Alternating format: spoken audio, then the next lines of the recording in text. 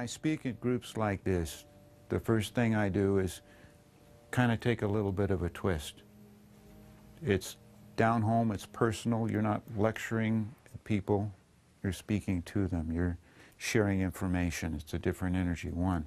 Two, they came here because they wanted to hear something slightly different than the traditional dogma. They've had enough of it. There was questions in their mind, and they wanted something that went a little bit further. And the interesting question, or at least the note at which you see them seeking, is, I hear from people all the time, I want to get more spiritual. I want to gain more spirituality. Well, they came the wrong guy. The whole idea behind that is there's good news and bad news. The bad news is you are not going to get any more spiritual than you are right now. Sorry, it's not going to happen. One of the things I try and point out over and over again, you're not a human being having a spiritual experience. You're a spiritual being having a human experience. You're as spiritual as you're ever going to get. You're here in a physical body, but your spirituality is completely intact. It's who and what you truly are beyond this illusion. One of my other favorite lines is, the Neanderthal of the 21st century is the mind that refuses to see past the illusion of the physical world. It's time to grow past it and move beyond. As each one of us grows older and we've gotten a chance to experience more and more life, what we found is you know, that we go through the world seeing all these things out there happening, and they're coming at us all the time. From the time you're a small child, you're growing. The opportunities to get more and more information, it just keeps coming. It just keeps coming. And one day, you can wake up and actually figure out that this is an experience zone. What continuously comes at you is these experiences over and over and over again. The important thing at that point in time is that if you, well, let me go back a bit. If you've been programmed, which most of us have, over and over and over, all the how-to and all the spiritual guidance and all the direction having to do with traditional religion is all about dealing with what's out there. Thou shalt not kill. Don't kill anybody. Thou shalt not bear false witness against thy neighbor. How about the 7 deadly sins? You know, you can't run around and get angry or lazy or whatever. It's all about dealing with what's going on out there. The paradigm shift that we're talking about that's happening in the world today is the whole focus is going from out there to in here. And the reason it's moving inside is because they're finally understanding that this is where the source of the information, the knowledge, and your relationship to God really is. Now, the masters had said it a long time ago. Jesus said, be still, go within. He said, the kingdom of heaven is within you. Go inside. Buddha said, get still and know. Find out what's happening inside. And so as people start to look and try and get in touch with their spirituality and development and work, they look around and they find ways to meditate and get still, and they read books and they find different things that relate to what they're trying to achieve and what they're trying to accomplish. And just about as they get to that, they reach a point and then suddenly another paradigm shift hits. The shift is, just remember we went back over here, you're not going to get any more spiritual than you already are. Well, all these spiritual tools that you develop and work with and be with, guess what? You're already using them. Continuously. Your consciousness is in direct contact with your higher self on an ongoing basis. Whenever you talk or say hello to someone, your etheric energy moves over and touches them and interacts with them. There isn't anyone in the room that hasn't felt a rapport back and forth when you're communicating with someone, or felt that wall that comes up when communication has suddenly stopped. Those are the tools that are being used, the connection, the communication, the understanding, the guidance from above or from without within. What you're finding out about the experience zone is that's exactly what this is. It's an experience zone. It isn't permanent. It's only temporary. You're only here for a short period of time. No one gets out alive. You're just passing through. That's it. You get caught up in it. What happens is we get caught up in the experience, and then we focus on what it is, and the whole world becomes whatever we're interacting with at that moment in time, because we've dropped it and brought it. And the key that the masters keep telling you is the way to remind yourself of your spirituality, to access it, to bring it more completely back into your life is get still. Go back inside. Find the answer here, because here is where everything actually takes place. Out here is a stimulus zone, the experience zone. You get all this data or information or experiences pushed at you.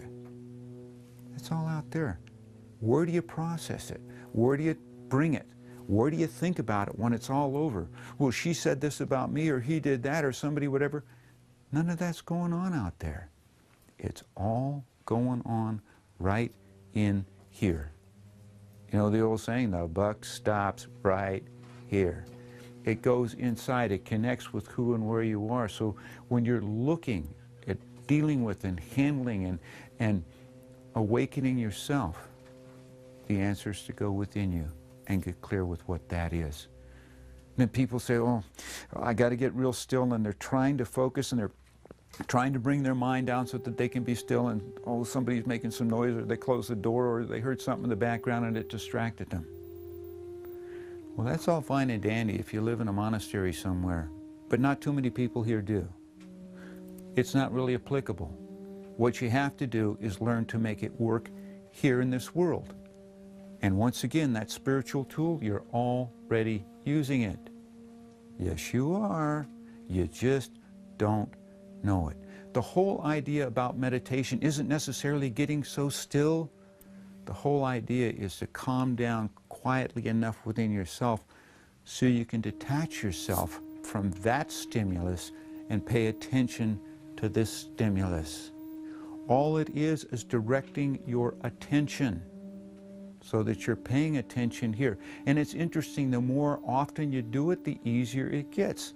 The more often you pay attention, the more information seems to pass back and forth from you, one way or the other. That awakening within yourself.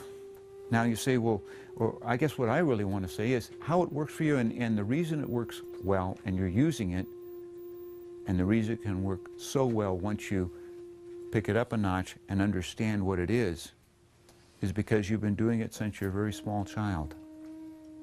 You're paying attention to isolating certain things. Is there anyone in this room that has not been in a crowded coffee shop somewhere, heard all this noise going in the background, but was able to focus your attention on one thing over here, tune the rest of that out, and have a conversation going right here?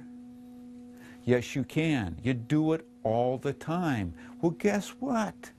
Turn it around and do exactly the same thing here. You can't turn off the world out there. You don't have to. All you have to do is realize is if you create a kind of like a zone within yourself, everything that's going on out there is out there, and everything that's going on in here is in here, because this is your domain. You don't have any control over what's going on out there. I can't control what the next person's going to come up to me and say or do or this or that. I have no idea. The only thing I can control is how I handle whatever it was that happened. It's not the experience, it's how you deal with it. It's not the lesson, it's what you learned from it. The whole idea behind it. And what you don't really realize is the bottom line, you've been practicing and building your whole life just to sit right where you are today. Wasn't a wasted minute, ever. Your higher consciousness is in tune, touching and interacting and working. And all of you are spiritually working together and you don't even realize it. There was a movie called The Matrix. I'm sure everyone has heard of it if they haven't seen it. But it was basically the idea about people being asleep and living in a world that was really computer generated, and that within the system how the computer could generate these super cops that would suddenly turn into the men dressed in black and be able to do or manipulate or utilize whatever they wanted to. It was just a way of doing it. Well, what you're finding out when you don't pay attention out to what's happening out there nearly as much as when you pay attention to what's happening inside you is that the most powerful forces in the universe are intangibles. Yes, they are. What's a better motivator than love, fear, anger, hate? Can you go get a pound of hate? Nope. But can it get something done? Ooh, look out. You have to deal with it. Extremely powerful. So what you're doing and what you're working with at that moment in time as you come back in here is you're starting to understand what the intangible world is all about, how you deal with it, how you make it work for you. Also that you understand how it's manipulated and used around you each and every day. Now there's a saying, love thine enemies. And people go, how in the world can I love an enemy? They're out there to create a problem for me. Well, it doesn't necessarily always an enemy. It could be the person that's somewhat of an adversity or someone that's creating a little unrest in your life, in that sense that they're there. But the universe has a funny way of bringing them to you so you have the opportunity to experience, share, learn, or know what's going on within yourself. They're there for a reason. They didn't happen by accident. The circumstances that created it are there. Now what can happen when that interaction can take place? As I said, the stage has been set all these years. You gain confidence by doing things right. That's another one of those intangibles. Yep, got it right in here. It's one of those situations that you're looking at that you can deal with, but it's built. It's built over a period of time so that as you get used to doing something and your energy comes in and it starts to express itself and you get better and better at it and it interacts, then you get confidence so that you know that you can do whatever. I don't care whether it's driving a car or selling a car. It doesn't make any difference. It's a matter of gaining some control around it. But all it takes is someone to turn around and poke one little button and you can watch that confidence go like this. You can have a great rapport going with somebody else and they can drop a line in there that pokes a button, something where you're vulnerable. And you watch that energy that was exchanging just kind of shut down and back right up. They may not physically do it, but you can watch the body language where the arms go across or the energy shifts or whatever it's going to be to tell you right away. The universe has a very interesting way of producing those people. They don't even know what they said or why they said it sometimes, but they'll turn right around and say something in the middle of something to get you to take a look, pay attention. And usually the reason you can poke a button is there's something in your life you need to look at, and for whatever reason is, you just wouldn't do it. Weren't willing to, didn't want to handle it. And they walk right over and say, gotcha. Yeah. And the whole idea, in the sense, is if you can look at it from a perspective for a moment that that person really wasn't there to hurt you, nearly so much as they were to simply point something out to you that you needed to deal with, you can love your neighbor for helping, giving you the opportunity. You get an objective point of view. And now you don't have to hate them. You can see them. You don't have to run around going, look, I want more of that. No, enough's enough. But you don't, at the same point in time, have to turn around and deal with it from a subjective standpoint. It shifts to an objective standpoint. And almost out of nowhere, your relationship, not only with the world out there shifts, but it shifts inside here. Here is where you're either happy or sad. It doesn't matter what's going on out there, it's how you perceive it. It isn't what you're looking at, it's what you are seeing that makes all the difference in the world. I went with a friend back to their mother's house, and they were going through a bunch of stuff and pulling out, and somebody drug out this scruffy, raggedy-looking old teddy bear with just one eye. And she took one look at that and melted. It's like her face lit up. The memories came back. The ideas, what she'd shared, what it meant to her. Somebody over here, it's a scruffy-looking old beat-up teddy bear. I mean, give me a break. No, it wasn't. They saw the toy that was old and worn out. What she saw was a piece of her life. It brought back to her something. It wasn't what she was looking at, it was what she was seeing. And that makes all the difference in the world of how you bring yourself into perspective for what you're trying to do and how you're going to accomplish it. The word in Chinese is the same, whether you're saying chaos or opportunity. The same word. Because all it is how you're perceiving what's going on during the experience. Somebody says, oh my God, look at all these wrecked stuff that's going on over here. One person's pulling their hair out, what are they going to do? The guy over here, he's a junk collector. Ah, yeah, I see opportunity, I see this, yeah, let's go get some of that. It doesn't matter. Somebody else, one man's meat's another man's poison.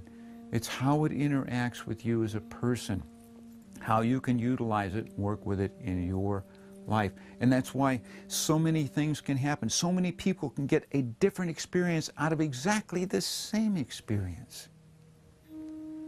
And everything that you've done in your life up till now has given you that perspective that brought up that experience. You haven't been wasting time because those experiences are what you're here to do.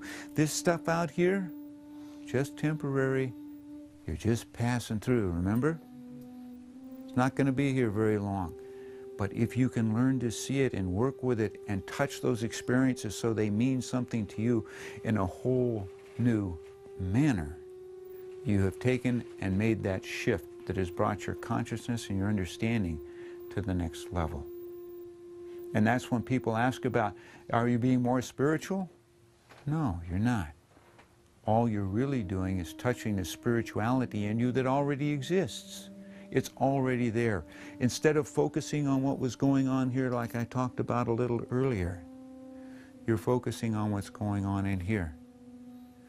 It takes time, even when the world is upside down, that you can fall back and regroup and say, okay, I need to understand this. I need to grow past whatever this is. And if you can do that, you have the ammunition and the opportunity to make it work for you. You know, they talk about patience, you know, I want it right now. What about the guy that painted himself in the corner? Now what's he going to do?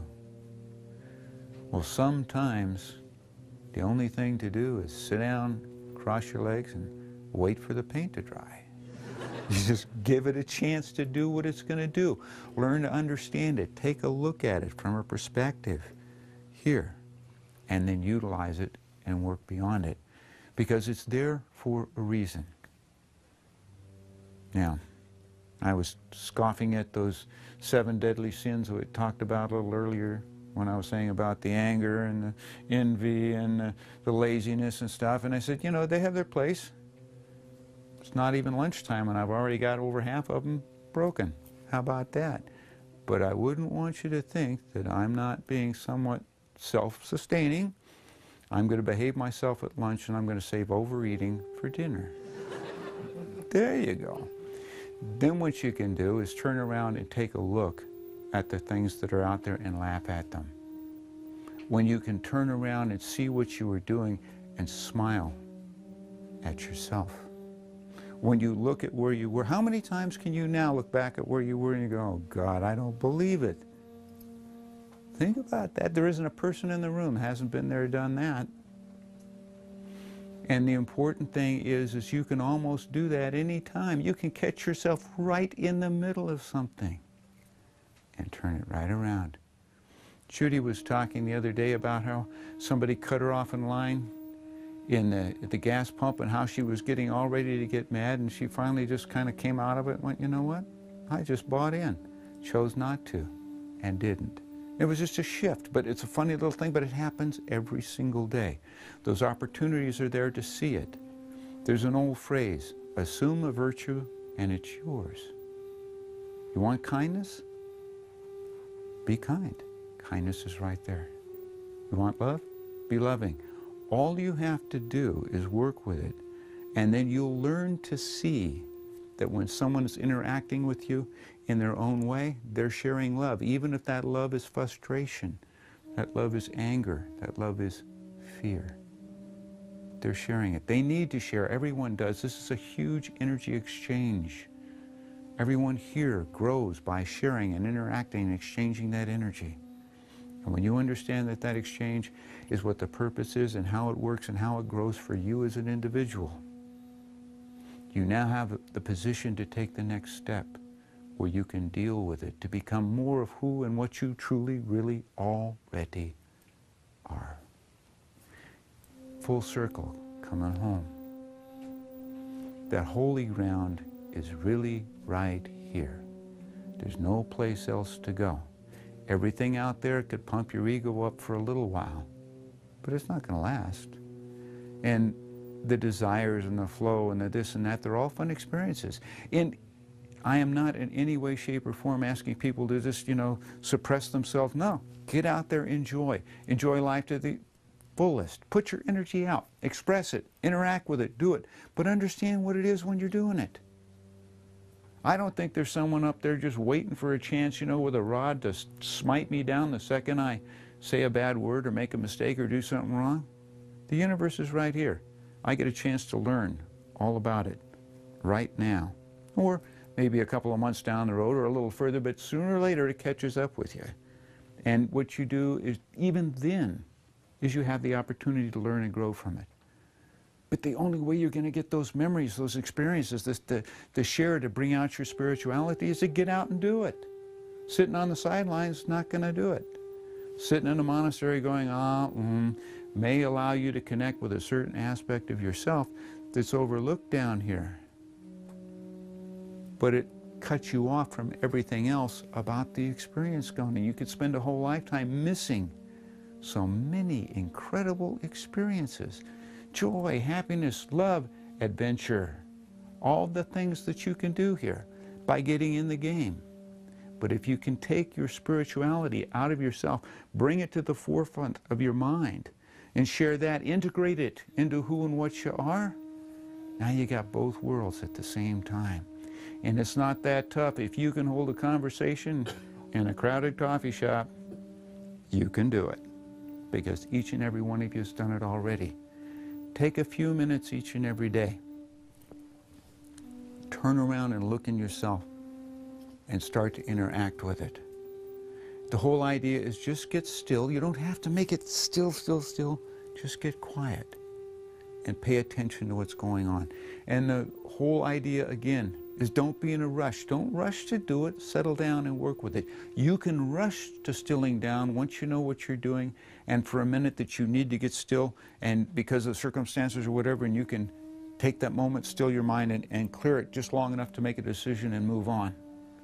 But the process of getting there is to get still. How many people have gone out to the country to get away from it all, and they find themselves sitting in all this majesty, the trees, the mountains in the background, everything like this, and going, okay, what now? Well, because if you just run there and do this, nothing changes. It's still the same mountains, the same everything.